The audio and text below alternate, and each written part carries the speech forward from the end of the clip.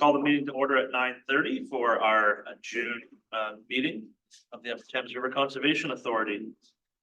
Just a reminder, Emily Schindler is serving as our meeting host, so if there's any online, we have a number online today. So if you have any connection problems or issues with technology, please contact Emily through the chat feature. Today's meeting is being live streamed on the UTRCA's YouTube channel, so please refrain from whispering or side conversations while the meeting is running, as they could get picked up by the microphones. Reminder again, when they are red, the microphones are muted, and they are green now, so they are active. We do have regrets from Scotty Zare and Peter Cuddy, and then, as I mentioned, we do have a number of people online. So if you are online, make sure that if you want to make sure, we'll try to keep an eye out, but feel free to make sure you get our attention in the room here if you want to speak, and we'll make sure that happens. With that, we will head to the territorial acknowledgement. We will begin today by acknowledging that the land on which we gather is the traditional territory of Attawandaron, Anishinaabe, Haudenosaunee, and Lenape peoples who have longstanding relationships to the land, water, and region of southwestern Ontario. Local First Nation communities of this area include Chippewa of the Thames First Nation, United Nations of the Thames, Munsee Delaware Nation, and Delaware Nation at Moravian Town. In the region, there are 11 First Nation communities and a growing Indigenous urban population. By the significant historical and contemporary contributions of local and regional First Nations and all the original peoples of Turtle Island. Ask if there's any modifications to the agenda. Being none, are there any declarations of pecuniary interest? Being any, I'm just gonna wait for the screen to come back up for anybody online.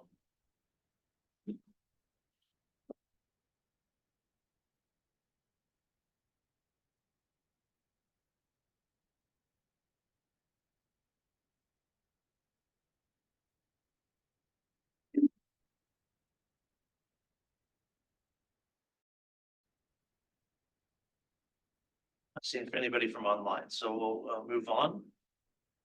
There are no delegations or presentations, so we'll move to administrative business, which is 5.1, approval of the minutes from our previous meeting. Is there a mover and a seconder for the minutes? George and Debbie, is there discussion on those? None, all those in favor? Opposed, that's carried. I don't believe there's any business arising from the business minutes. We don't have any correspondence, so we'll get right to reports for consideration. And we'll start with 6.1. Tracy is off today at the General's Managers meeting, so we have Jenna with us today. So I will turn over to her, and I believe Christine also has an overview as well. So. I think we'll go right to Christine. Great. You have the report on the budget concepts.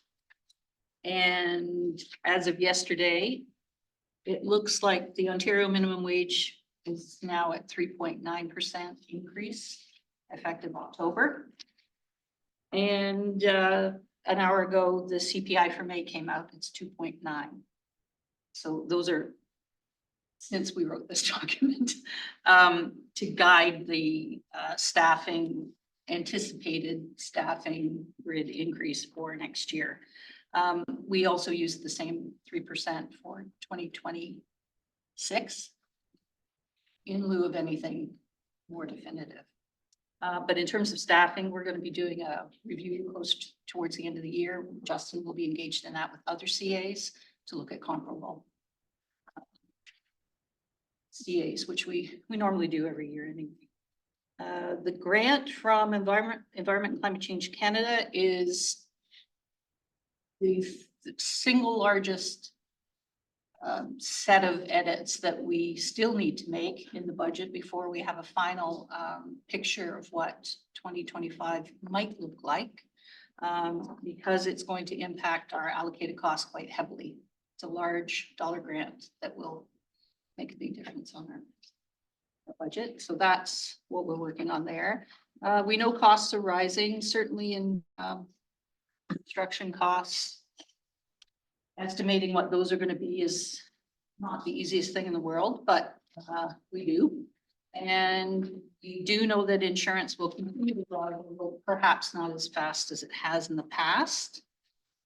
MECP Source Water Program, they've indicated that they are willing to undertake a almost 3-year contract for the first time with us, which is great. It's expected to go to the end of the year 2027, December, which will make reconciling that grant easier for everybody. So they're hearing, but they are still under pressure to get the total spend for those grants to all the regions lower. We're probably not going to have the category 1 deficit anticipated in 2024. But what it's going to be is less easy to define. Whatever it is, though, is going to help probably mitigate the levy need for 2025. But the next month will tell us a little bit more about what that's going to look like at this point. So those are the budget pressures. MCBA, the modified rates for distribution of levy are not under our control. We should get them towards the end of August. So whatever budget we present in August, draft for 2025, we'll be using 2024 rates. Okay. And of course, the special benefiting rates apply to the capital spending, which the WECI report in the board package today shows is still robust. So I can anticipate higher special benefiting levy, specific levies for municipalities than not. And that's what I have to say about that budget document. Paul, please. Through you, Mr. Chair. The Environment Canada grant, which you said is significant, to me, it looks like a game changer, hopefully. In the report, it says you're 95% confident that we're going to get it. Do you have any idea when the announcements will be made? Every month since April. Okay, It's a daily wait now. The last I heard, it was supposed to be by the end of June. so we're anxiously waiting. Yeah, the expectation might be that we're very confident it's gonna happen. It could be that they modify the 2.5 for this year, it might be 2 million perhaps, because time is pressing. But until we get that call or a draft contract or agreement, nobody's gonna. Follow up. So the 2.5 for this year could be not quite 2.5 or whatever, but the 5 million for the next 4 years, I believe, is that a set amount, or is it all or nothing, or could we get somewhere between 0 and? It could be 5 million a year. Okay, If they modify the amount this year, depending on the uptake, they might modify the 5 million to 4.8. I'm pulling numbers out of my head. next year or for each of the For next? each of the next years. Okay, and my last one on this was, are there restrictions on how we can use this money, or can we just put it in any No, pot? these are category 3 programs, Just category? category 3, but they will absorb some overheads Oh, okay, from category 1. So it'll take the pressure off category 1. some of that capital work in Well, category 3. The overhead costs that are administrative, marketing, HR, finance, that we distribute to all the programs. We allocate those overheads to all the programs. With that big new program, we'll have an easier time funding those category 1 costs. We'll distribute them away, some. Keep our fingers. Yes, we're keeping our fingers crossed too. Sandy, please. Building on what Paul started with this, my recollection is that these kinds of grant programs, we recognize that it's temporary funding. So when we hire, we only hire when we know we have the money. And I see Christine shaking her head, yes. The second piece is again, my understanding, and I just wanted confirmation, positions that are hired in temporary funded programming are also contract/temporary employment. Right, so I just remind the board that we're not making lifelong commitments when the money isn't assured. No, they're getting ready because as soon as the contract is here, they're gonna get underway. Yeah. So the new positions that they're going to need to hire on a contract basis, I understand those job descriptions have already been written and they're ready to post them as soon as that contract is. Yeah. But And it's good that staff aren't waiting for the official announcement before doing things, so. it's too big a grant to Yeah. move into slowly. So, and we've been preparing for months and months already for this. The other government piece to this is on the provincial side. You mentioned the clean water, but I was also at a source water protection meeting, and it was indicated that, yeah, there'll be a commitment for a longer period of time, but there won't be any increases over that period of time. So any overheads to running the source water program are either going to have to be absorbed in the existing funding envelope or 2 more years. It's just another small bit of downloading of a provincial program to conservation authorities and their member municipalities. So another thing to challenge the budget preparation. Final point and one other thing. I also don't expect MCAP to do any property tax reassessments in the short term. I don't know if anybody's hearing anything. As they get closer to provincial election, I expect them not to, because it'll confuse people and upset people.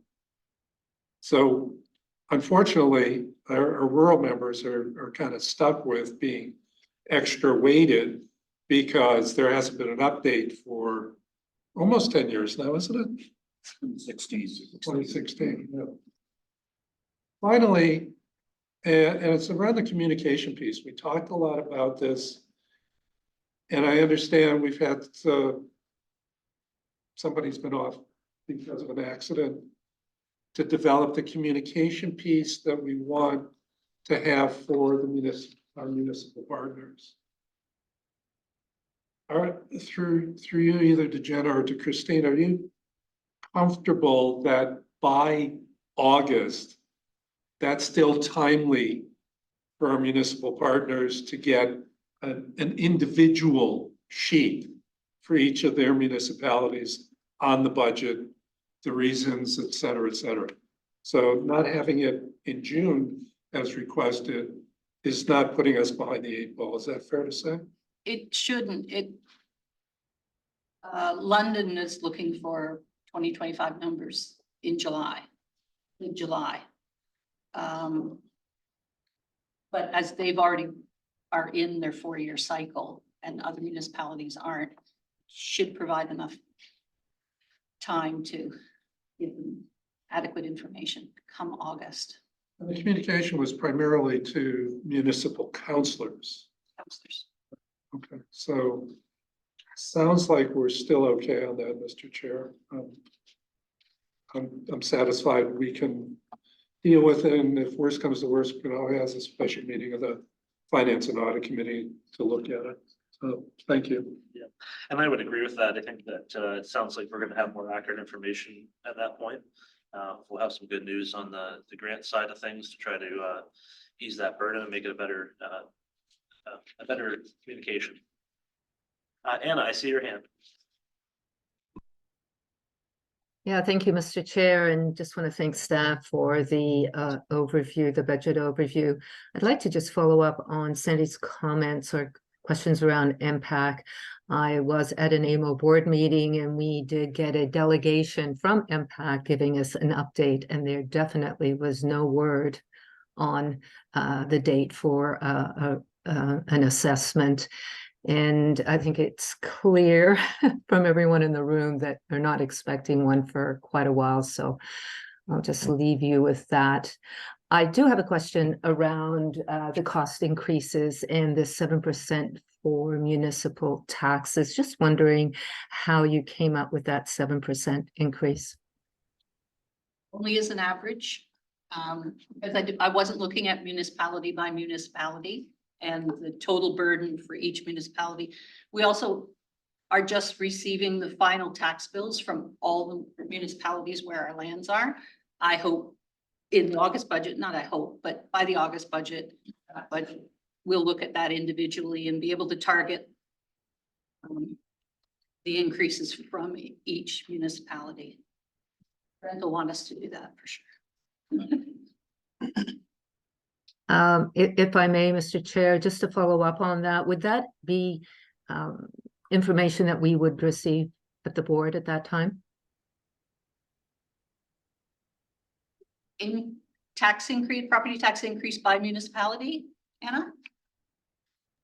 Yeah, That may be a little bit tricky. I think the general message from staff is, and then to our municipalities, is that it's cyclical and it's a circle. So if taxes go up, we're landholders, we have to pay those increased taxes like everybody else.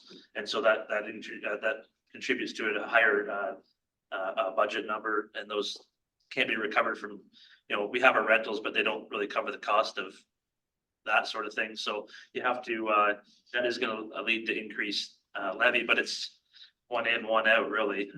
So it's kind of it's a math error more than anything. yeah, I appreciate that, Mr. Chair. I just wanted to understand that number is still flexible, and we'll find out more with the next update. Thank you. Quick comment on that as part of the communication package that Sandy was talking about is when we talk to municipalities and talk about how our costs are rising, we can point out the significant increases in property taxes, and that we're just not takers through the levy, we're also payers significant dollars through the property taxes that we pay. Fair enough. Further questions? Thank you through the chair. I think it's probably too early because I know staff was working on through 2024 on the asset management plan. But the asset management plan could have an impact on following year's budget too. So I think that something that's very important to be looked at in there. So that's just a comment that I didn't know, read it, didn't see that when I read the report, and I think that's important. Yes, thanks. Sure. We have a new asset specialist starting in a couple of weeks. And I think the first task is going to be working on with water people on the requirement for the draft asset plan for the flood and erosion control structures first. Then we're going to perhaps simultaneously back up and go back to the policy, the draft policy that the board approved in January, and work through those strategies and layers of risk assessment, and then start to feed that into the organization and tackle groups of assets or single assets at a time. I don't expect much input for the 2025 budget from an asset management plan. At this point, the dam safety reviews that go on with respect to the water and erosion control structures tend to give us the information we need for WECI projects. And the 20-year plan, exactly. So we have some data, but that asset management plan will take some time to fully fledge, I think. No, I agree with you though, Jim, that certainly all these items that were required to have done by 2025, the watershed strategy and all these will have effect on our budgets later on because they're changing our operations. So it's a good point to make that certainly we're a little bit better on the capital side because staff have been watching the 20-year forecast and taking care of everything. But as we change those items and those strategies and stuff come into play, land strategy and all that stuff, it's going to form our budget even more And it may change it for better or worse, but it's definitely gonna change it. And give us more. Skylar. Thank you.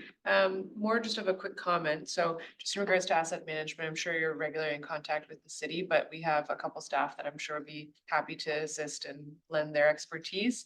I've been asking them to do a bit more of the natural asset mapping as well. So if you guys are delving into any of that, they're slowly starting to account for kind of urban forestry as a natural asset that they're managing.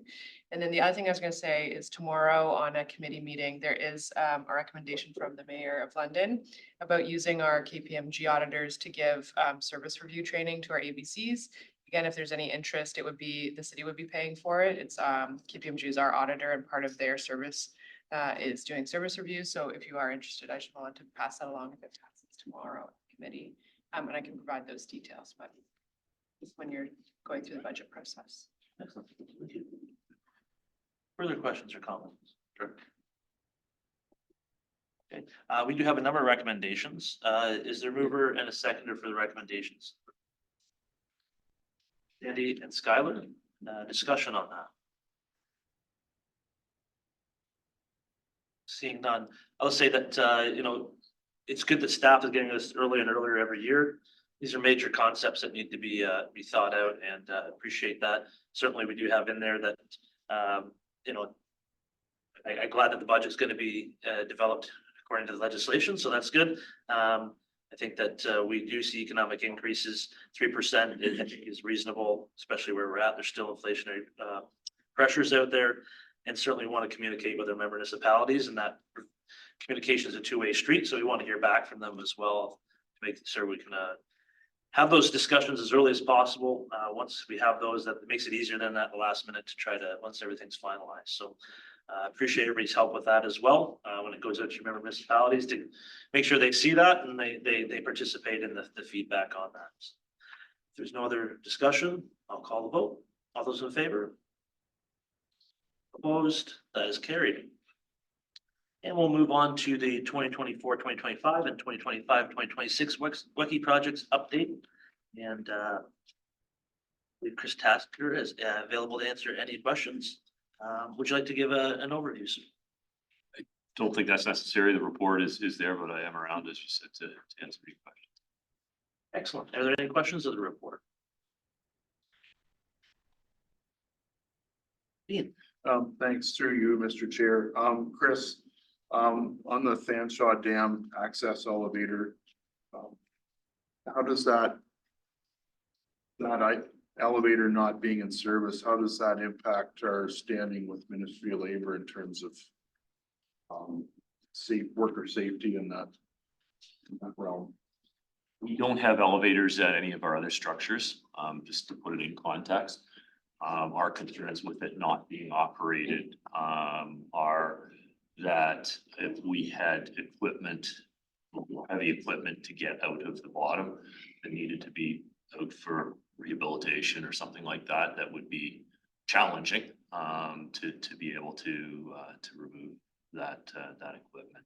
It's also been a factor in discussions around our ability to welcome the public into that facility. But as I said, we're doing tours at other dams without elevators as well. I guess just a general comment is I wish that that the Ministry of Labor would talk to the ministry that deals with the funding, and they would get connected and go, oh, this is a priority. We should provide the funding to fix this, rather than sort of weigh us with the problem so much. So it's just an observation that ministries don't talk to each other, and we're left with the difficulties of trying to sort this out. So that's good. Thank you. Chris, I have a question for you, just affirming your opinion. As we do these asset management plans, and all the conservation authorities are required to, do you think there's going to be more competition for this level of funding? It's going to make it hard. We've been very successful in the past because people haven't asked for the money. Is this something we need to, another reason we need to advocate for more funding? I think that's a very good observation. Asset management is something that's been around for a while. It doesn't specifically fund that work. But not, that doesn't minimize the need for it and the need to better understand what the needs are. The dam safety reviews to a large degree have done that over the years. And you see fluctuating pressures on the funding. Last year was difficult, spend everything that was available. Don't expect that that'll be a problem this year or next year. But, you know, it's all it takes is a few large projects to make it challenging for the lower ranking projects to get funded. Fair enough. Further questions? Oh, please. Through you, Mr. Chair, Chris, if in the report it said the application was June the 3rd, do you have a date when you will find out how successful you were? We are expecting to hear back I'm gonna say early July. The ministry, I know that the ministry and the committee will move along as quickly as possible. Just get started as soon as possible. But it does take a considerable amount of time and effort to review all of the projects, and that's what is actively going on now. So we'll have that information for the August. I would feel confident that we should have something by the August meeting. Yeah, I would hope that we actually have agreements in place by that time. Okay. Knowing or having an idea of which projects might be funded. We should have insight into that, or let's just say early July. Okay. You please. In these projects, you're not getting any paperwork done until maybe July or August. Does that make these programs more expensive? Because like I know at Perth East, we try to have our budget done now by the end of the year so that we can get our tenders out like first thing in like January. So that you can usually get a better cost on them, and waiting so long in the year to get the okay to do them. I just wondered if there was any thought of that makes them more expensive, because by then everybody that's in construction usually is busy. Just a thought. Any thoughts? It's a good observation and something that has been discussed around the committee table numerous times, is that the approval process and the limitations on when the funding can be expended are a challenge to the program. Having approval until mid-year. Now this year is an exception. It's later than normal because of the complications of the 2-year funding. The 2-year funding gives us some improvements because we should know for our 2025 projects to be able to start those in January rather than waiting till May or June to be able to get going on them. But we'll have to really see how that 2-year rolling program, or not rolling program, the 2-year program actually helps, because it puts it at the end of the 2 years, it puts us back in the same position that we used to be in. So it just helps us every other year in being able to plan ahead and start those projects a little sooner. It's also a lot of what we do are phased projects. So the study phase informs the budget, which allows us to proceed with the capital, like the repairs, the following year. So yeah, there are definitely challenges around the uncertainty around that funding and the approval process being later in the year. Questions? See, that with that, is there a mover and a seconder for the recommendation? Debbie? Discussion? All those in favor? Opposed? That is carried.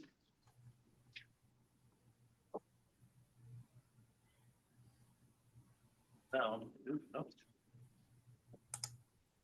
Item 6.3, which is the watershed strategy and strategic plan consultations. And I will turn that over for any comments. So similar to the lands management strategy that you reviewed at last month's meeting, our legislation requires us to develop a watershed-based resource management strategy. So work has been underway internally for some time. That's been led by Tara, our watershed science coordinator, but with input from staff from across the organization to really identify all of the programs and services that we offer, how they fit into the various categories, and how they align with the goals and objectives of the authority. So a draft of that document has been completed and is included in this package for your review. And this report is seeking your approval to begin some consultation on that report. So Tara is available online and available to answer any questions that you might have. Tara, do you have an overview you'd like to provide at all, or? No, I think again that the memo there and the report itself provide that overview. Questions of the board on the report? Andy? I wanted to ask, I guess, if there's a line in the report that talks about after the engagement period, it's going to be a report back on actions and an implementation plan, and costing and so forth and so on, along with ongoing monitoring, reporting, and updating. So somewhere along the line, there'll be some metrics.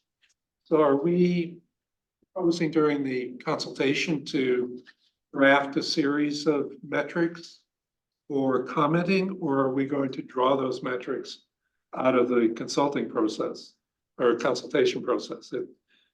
In my mind, one should follow the other, but I'm curious to know what staff is doing. Sorry, Sandy, could you just repeat the very first part when the two options for the metrics? Well, there's at least two parts. One is you take draft metrics and you take them out to your consultation sessions. You Right. get feedback on that.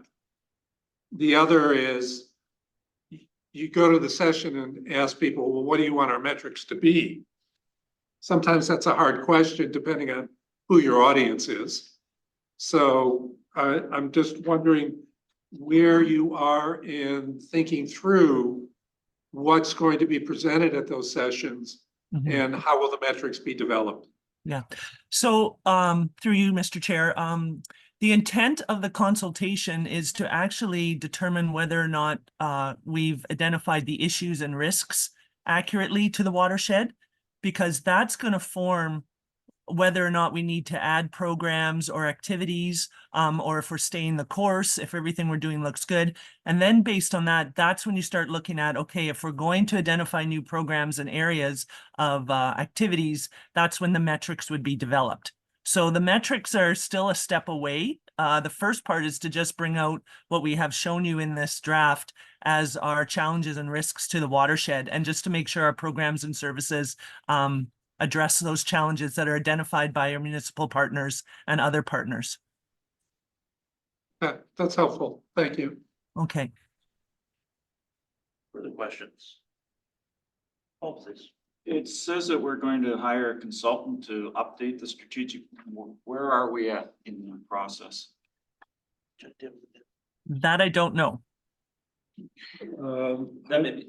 Oh, Sandy? I had actually asked that of Tracy ahead of the meeting. I was given to understand the person or company has not been hired yet.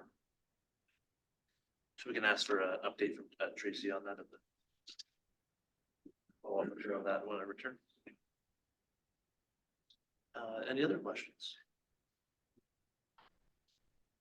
Seeing none, is there a mover and a seconder for the recommendations that it be sent out for consultation? We have Hugh and George. Discussion.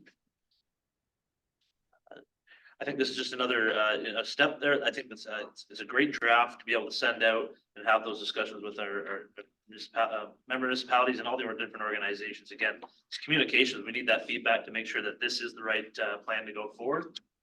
Thank you to everybody involved and Tara and her team to make sure that this is here before us. There's been we've seen a lot of policies and engagement pieces in the last little while. They take a lot of time to prepare. And so it's important that we do get that engagement from our members to make them the best policy going forward, because this is what we're going to be basing everything off of. So make sure that we get that out to our people that need to have it, and everybody's aware of it, so they can comment on it. That I'll call for the vote. All those in favor? Opposed? That is carried. Okay, we know we'll be going into closed session. So can I have a motion to go into camera, please? Skylar and Sandy. Discussion. Favor. That's carried. We'll make sure that we have the live stream off, and we'll ask Justin be the only staff person remaining in. Okay. Get him in the room first, and then we'll wait.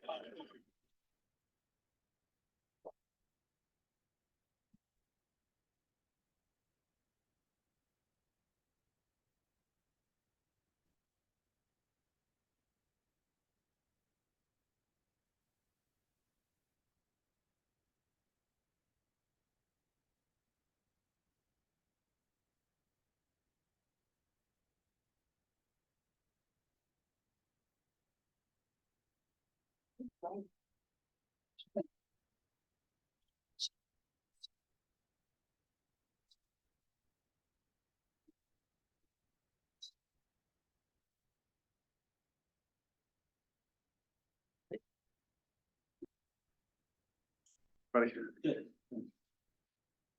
You might as well. Right up here. what, is this Michelle? That's Michelle, that's Jenna, but, Catching her notes. oh, okay.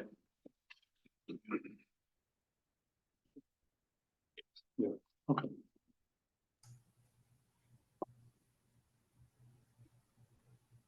Okay. I will go. Yep. Mark, you're showing up as Mark. You just put there, my computer. I am here. He's here as My Mark. picture doesn't come up at all. That's all. Yeah. Okay.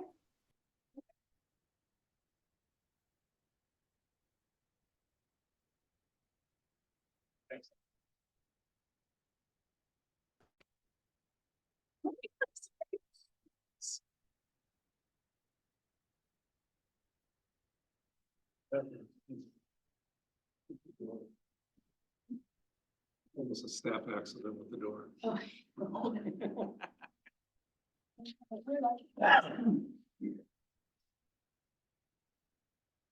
So we will reconvene the meeting in open session. Sandy, you like to move the recommendation? Is there a seconder for the recommendation? George? Discussion. All in favor? Opposed? That is carried. And now we'll move on to reports for information. 8.1 administrative report, section 28. Any questions of that report? Sandy, please. Yeah, thank you, Mr. Chair. I inquired about some of these and got some answers from Jenna. I think they're important though to point out some of these. One that I found really interesting, Jenna, was of one of the 4 major permits in progress in London.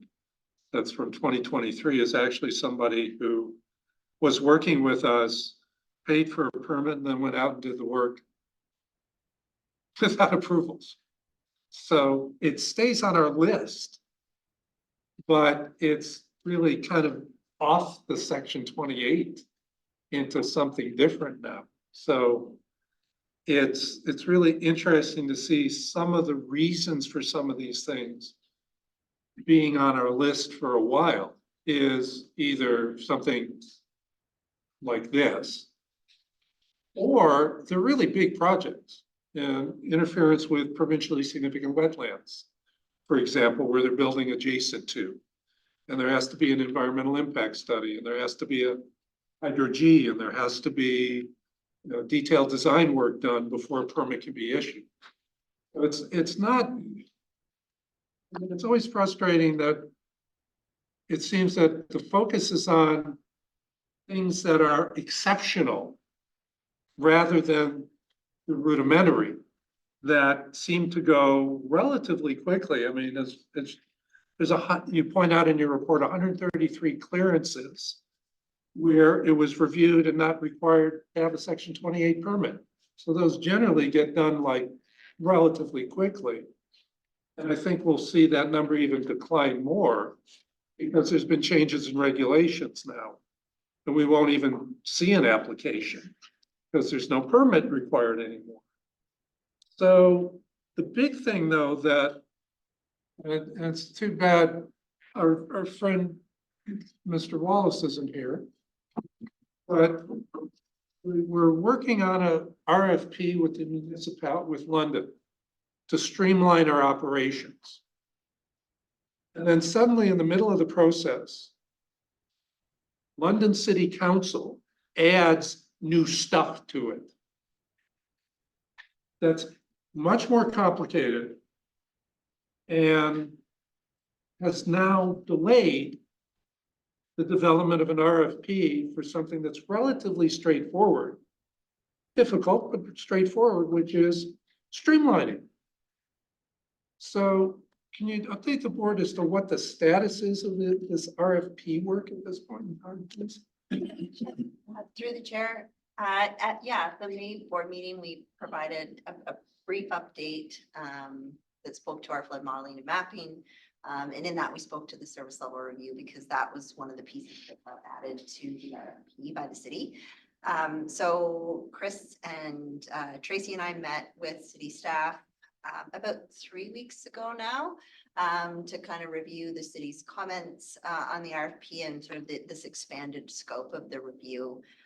So we had some good discussion. And since then, we've suggested to the city that perhaps the two components be broken out into separate RFPs.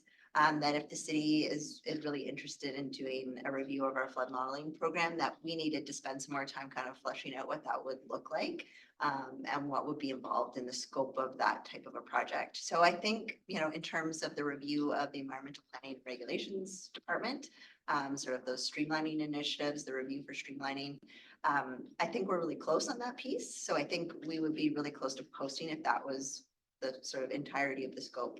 But given that it's been expanded to include other departments and other staff and other program areas, it's going to delay the process is what we've said to the city. We need to spend some more time figuring out what that would entail and have some more discussion with the city about it really before we go ahead and post the RFP. So the city seems to really want it all included in one big package. But we had kind of suggested split them out into two separate RFPs, and that way one can move forward quicker than the other. So far, we're not there yet.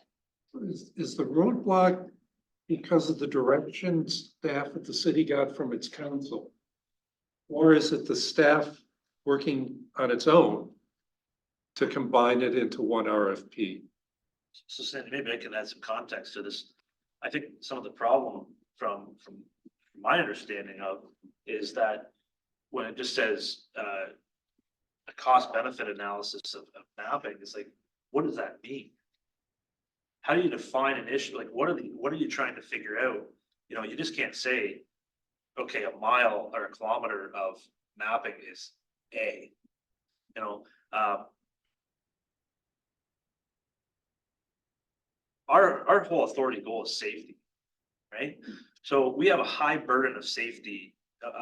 We have a high burden of proof to be able to make sure to say that this information is correct because it's life and death for people.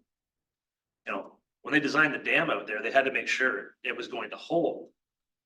And it's the same thing with flood modeling. Like, it takes a long time because staff have to figure out with a reasonable amount of certainty where that line is, because if they don't, things can have dire consequences. Same thing with these permits. The minor ones that they go over from a safety perspective, when they review it from their perspective, oh yeah, that's easy. That's safe. That's easy to figure out. These major ones you talk about, yeah, there's a lot more that has to go in to make it safe. And so we get the pushback of why that has to happen.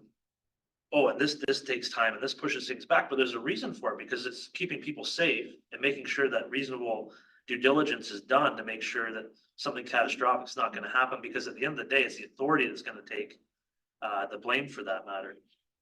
I think the issue, I think staff are taking the right approach, and I agree with 100%, is to split it into, we originally had the service level review, we want to participate in that to make sure that everything is efficient as possible. That's all we hear from staff is yes, yes, yes. We want to make sure that we're doing things as efficiently as possible. We appreciate the added funding for that. When it's taken, and that's why it was such a sideball was it wasn't defined very properly what they were hoping to get out of that initiative with the modeling. And so what would you like to have happen? Because we might be able to save money by saying we can provide you that data that you're looking for without going to a consultant to figure it out. But if the city can't provide what there is they're looking for from that metrics and the data analysis, then maybe on a wild goose chase. Well, and this is what's the frustrating thing. Because the streamlining is good for all the member municipalities. And yeah, it's nice that London's paying for it. And it was moving along nicely. And then suddenly out of the clear blue sky, this other piece shows up.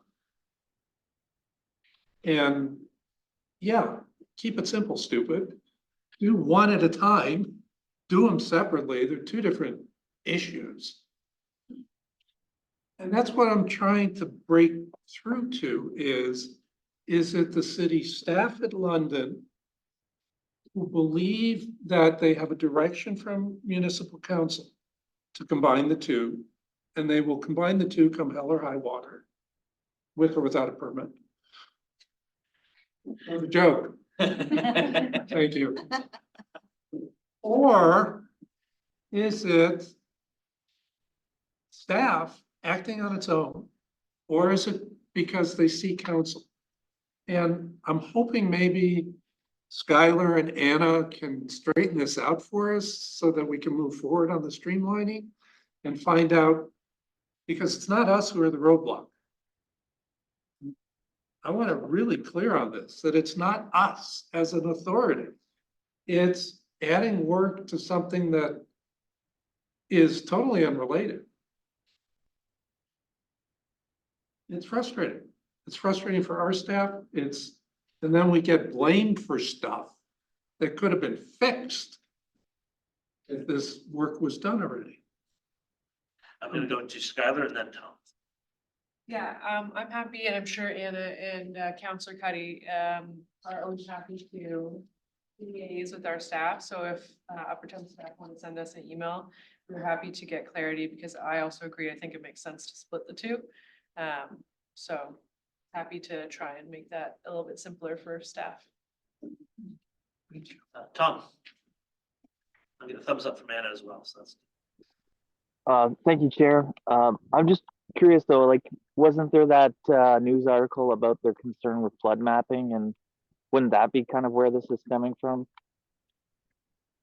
I think there is the correlation is, I think you are correct, there is a concern about flood mapping. It was not originally part of the scope of the discussions that were happening between the city and UTRCA about the service level review. And so that's where it became an issue. I think we can all agree, we want up-to-date mapping, that's important, but it's a very complicated, long process to make sure that that information is correct. And it's costly, right? So we have to make sure we do have budget implications as well. But that's where those discussions have to happen about what type of service level our member municipalities expecting. If that's clearly defined, our staff can provide a budget for that to achieve that. But the issues around the wording of just a value for audit, a value for money audit, without a lot more definition, that can mean a lot of things. And so we certainly don't want to spend money on consultants that's not pointed in the right direction to get a result that we can all be useful. So, but I appreciate staff's ongoing discussions and efforts to make that happen. But it's unfortunately going to delay things a little bit. Are there any other questions or comments around the Section 28 report?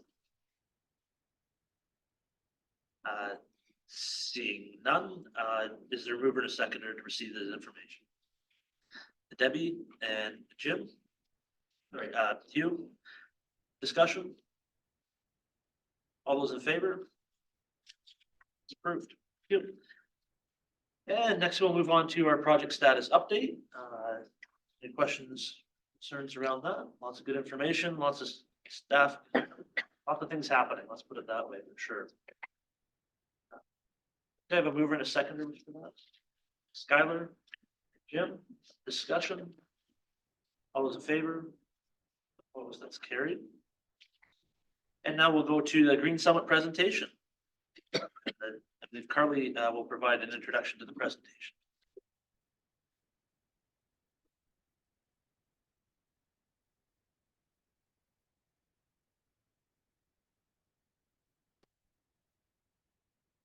Good morning.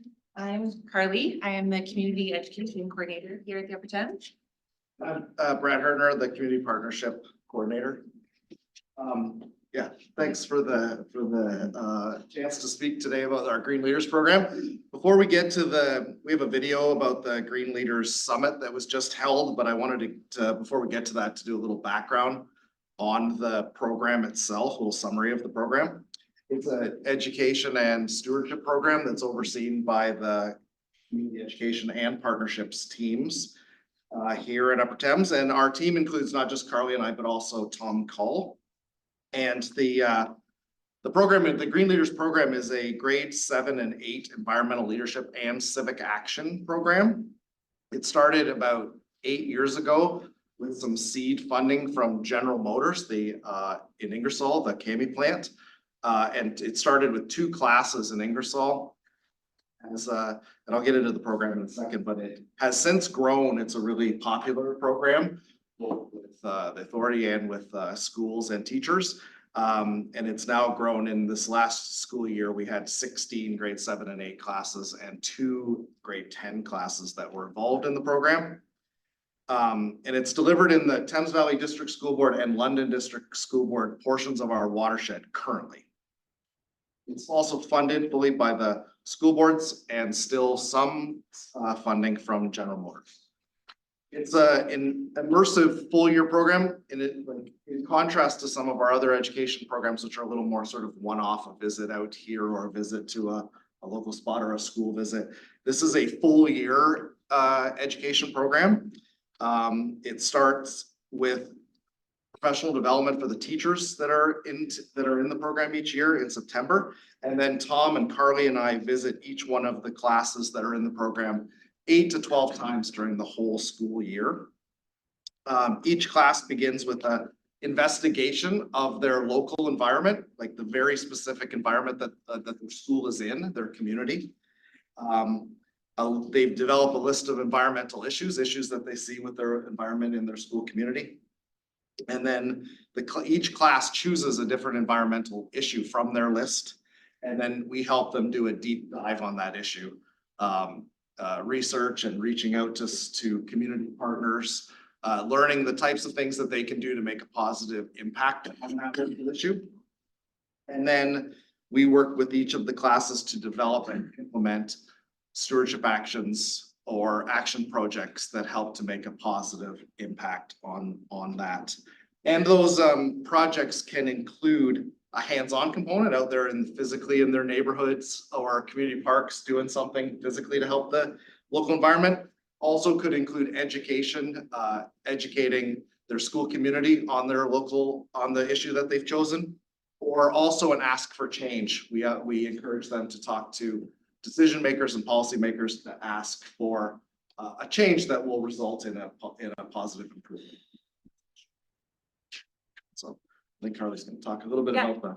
So the Green Student Summit really is a day for the students to share and celebrate their success over the year. This year we had some really wonderful action projects, all the way from getting cigarette butt out stops installed in their communities, invasive species pulls. We had lots of community cleanups, tree planting, advocacy and awareness around species at risk. So this was the first year since the program started that we were able to bring all of the students together in one place. All 400 and some students came to Huron University College for the day at the beginning of June. And we started off the day by all gathering together in their theater, setting the stage for the day, acknowledging the teachers, the students, and all the community partners that really make the program a success. And then the students broke out into 5 different breakout rooms where they shared, each class prepared a presentation and shared what they learned, who they connected with, and their action projects to their peers, as well as a set of expert panelists. And those panelists were sector partners, experts, some elected officials. And then came the fun part of the day. The students then got to work through 3 rotations of hands-on experiences. They were team building exercises, ecological education, some literacy. And overall, the day was a great success. We're excited to show you the video. We had phenomenal feedback from teachers, from students, from sector partners. So it's something that we're really hoping to be able to do again. We released the applications for next year's program, and we had over 100 teachers apply for 16 spots. So unfortunately, it's limited, but yeah, it shows that there's a great appetite for the program. So we can show the video.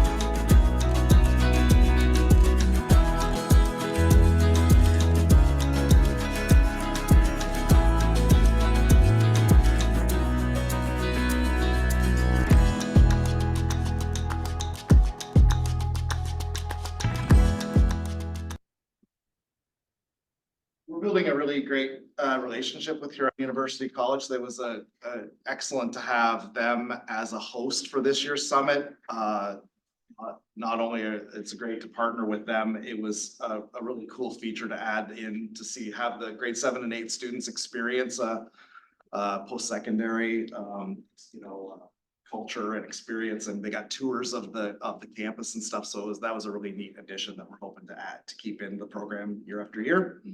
And I just want to say thank you to the board members that participated in the Green Leaders program this year. I know that board members have answered student emails that were sent out during the reaching out to partners phase. And also we had visits to classes and participation on the panels at the Student Summit. I want to thank you for the help on that, and for all of you to keep an eye out in your inboxes for next year, because that component of having the students reach out to their community partners and decision makers is really one of the highlights of this program. When they hear back from, they're really astonished that that their student voice is heard by people who are making decisions and who are industry experts. And so we're really thankful for the partners who have responded and helped us with that. That's a really important part of it. Thanks.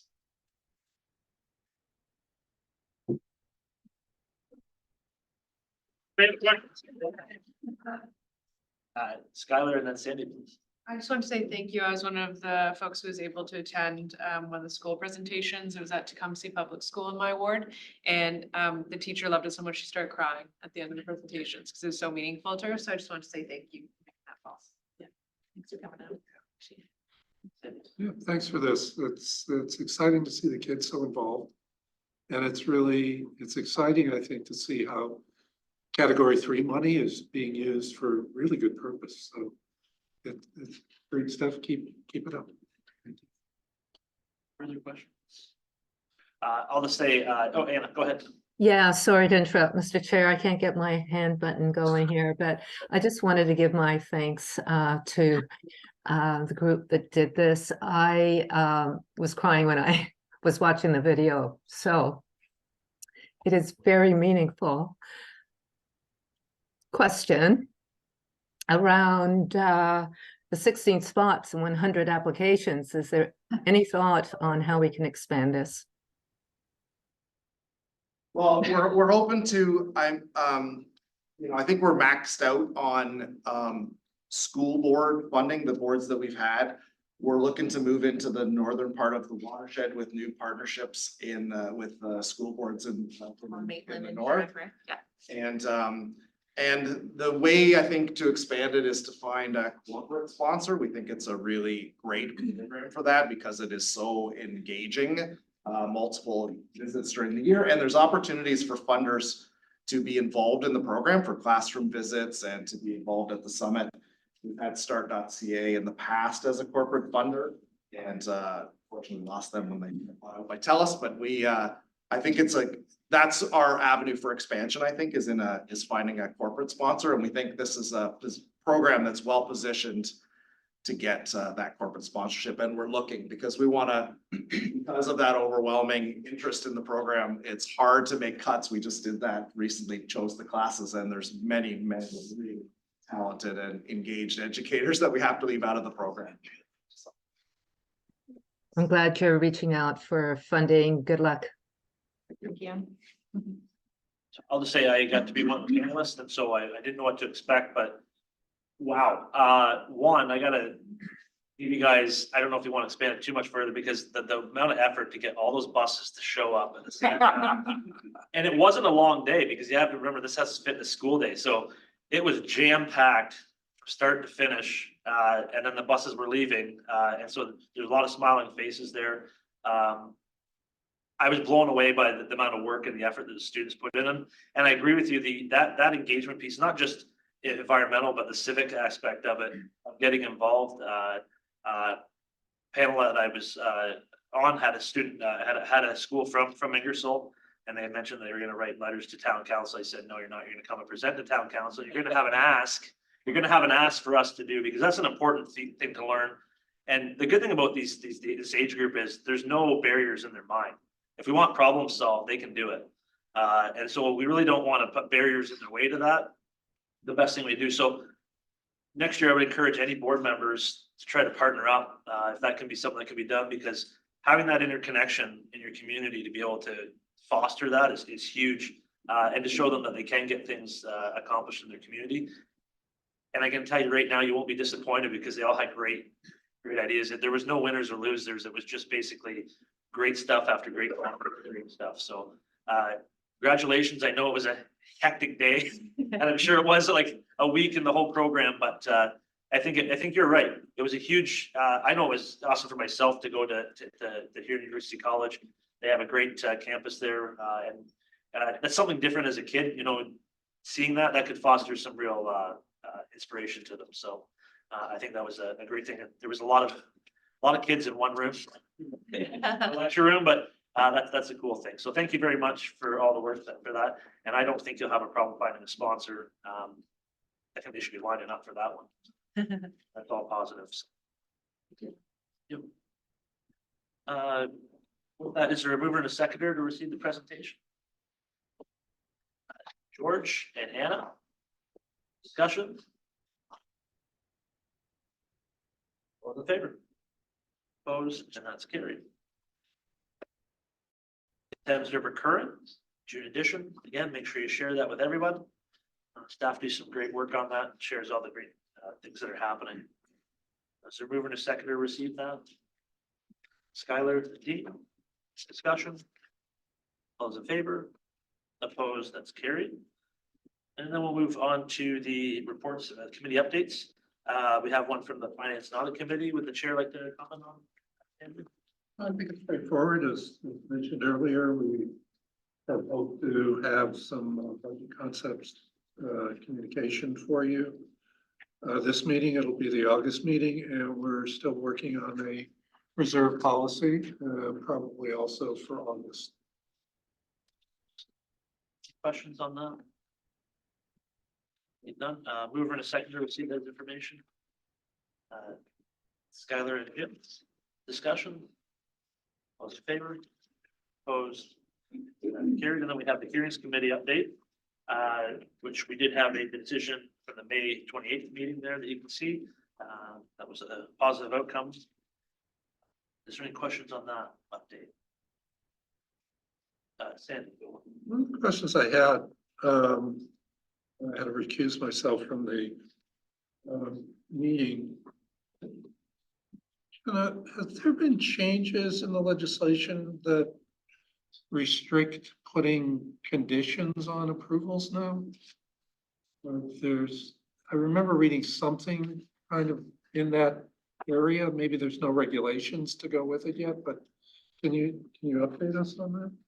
There is, I'm trying to remember the language in the regulation, and I can, if you want, but it's something to the effect of conditions have to be related, hazard related, so you can't okay. kind of throw on any extraneous Okay, conditions onto a permit. So Okay. it really has to be hazard focused Okay. and meeting the intent of the regulation. If you're gonna impose conditions on a permit. okay, so it's not blanket, it's specifics. Okay, got it. Thank you. Yeah, you can't plant 1,000 trees. Yeah. Kilometers away. Right, yeah. Or ask for water quality monitoring, something like that, that would be beyond the scope of our permitting. Right. Okay. Perfect. Mover and a second to receive that report. Paul and Skylar, discussion? All those in favor? Opposed? That's carried. Are there any notices of motions? Seeing none. Chair's comments. Again, I think I do want to go back to, you know, we get to come here once a month, except in July, which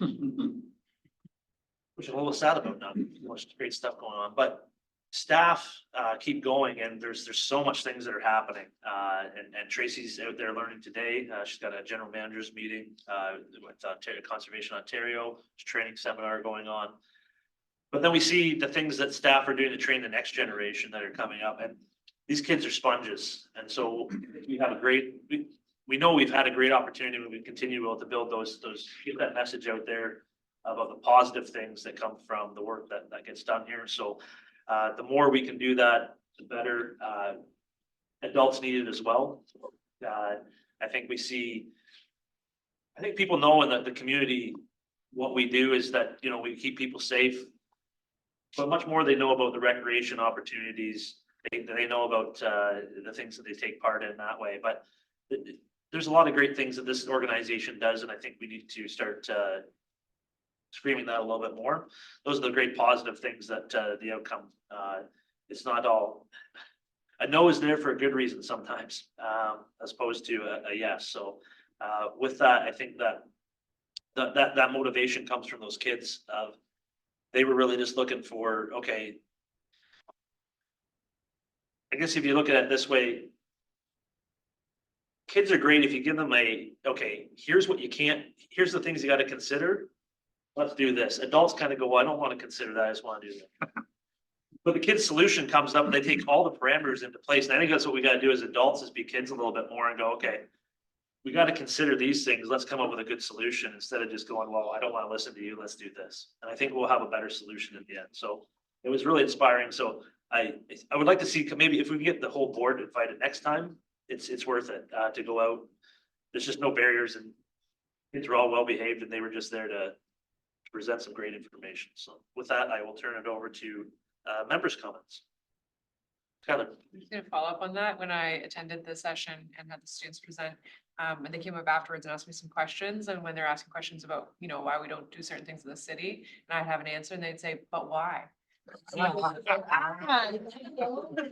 that way, or because we don't have enough money, or because that's what the province says, but to your point, they have no limitations. They're like, but why? And I feel like, again, having that curiosity and asking those questions of ourselves when we're in our own council meetings of like, why are we doing it this way?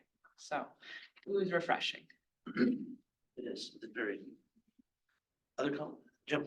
Thank you, Chair. just to the board members, it dawned on me a couple of weeks ago when our CAO gave another presentation. Some of you might have heard him before talk about the town's cybersecurity, what happened, lessons learned and things.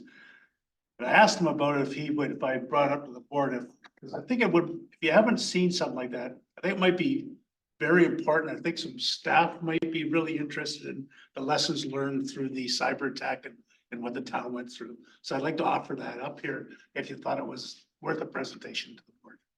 I think that's most valuable. That's the best way we can learn and go forward. If someone's willing to share that, I think that's valuable. So I think that's, Because he's already done it a couple times. So I mean, it's all done. He doesn't know work, but he'd be more than happy to come do it because I asked him.